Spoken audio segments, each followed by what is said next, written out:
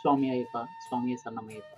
மணிகண்டன் என்ற பெயர் கொண்டவர் ஐயப்பன் என்று அழைக்க காரணம் என்ன?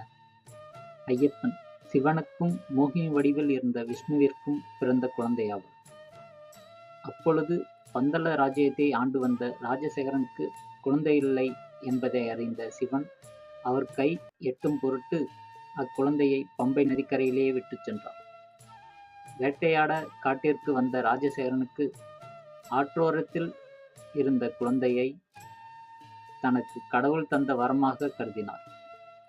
அக்குழந்தை மணி அணிந்து இருந்ததால் மணிகண்டன் என்று பெயர் வைத்து அழைத்தார்.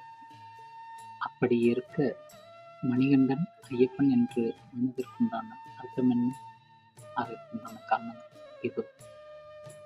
ஐயப்பன், ஐயன் தலைவர், அப்பன் தந்தை கடவுள் என பொருள்படும்படி பக்தர்களால் அழைக்கப்படுகிறார். ஏனென்றால் அனைவருக்கும் முன்னோடியாக இருமுடி கட்டி காட்டு வழியே பயணப்பட்ட முழுமுதற் நபர் ஐயப்பன்.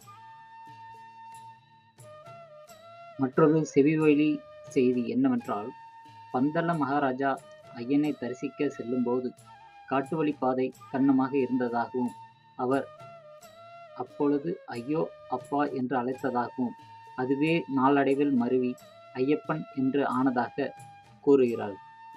உங்களுக்கு ஐயப்பனை பிடிக்கும் என்றால் இந்த வீடியோவிற்கு ஒரு லைக் செய்யுங்கள்.